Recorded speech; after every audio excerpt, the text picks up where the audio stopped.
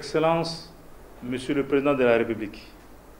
avec l'expression de mes hommages les plus déférents, la population congolaise tout entière,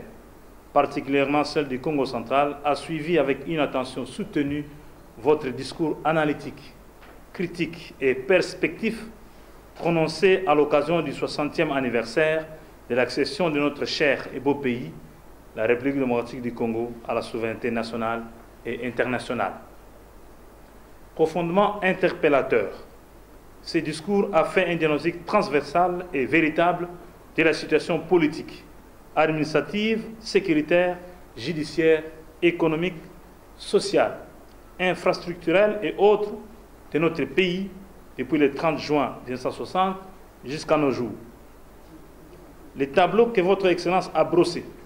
suscitent l'espoir et présentent une perspective radieuse grâce à la lutte pour l'instauration d'un état de droit fondé notamment sur une justice indépendante. Excellence, Monsieur le Président de la République, le 24 janvier 2019, la population du Congo central, qui avait accueilli avec ferveur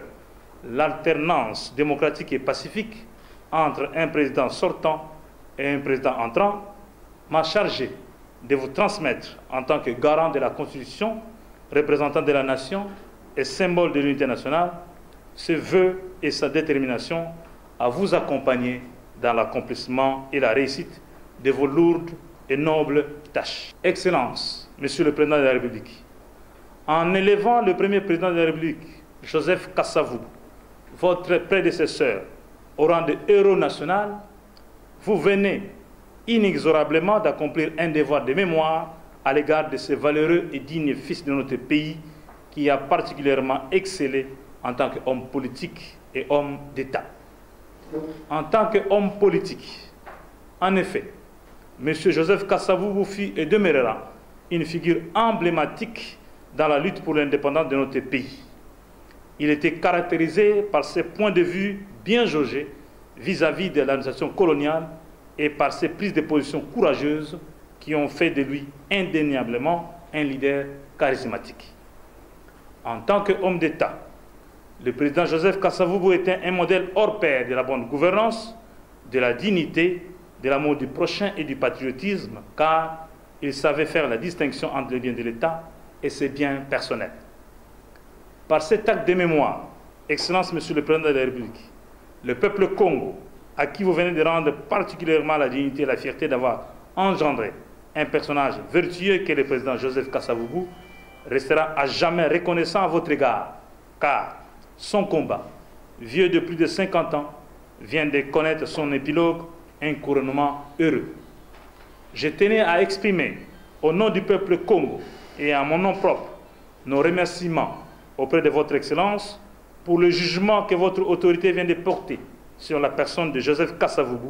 premier président de la République démocratique du Congo, en l'élevant au rang de héros national aux côtés de Patrice Emery Lumumba pour la cause de l'indépendance de notre pays.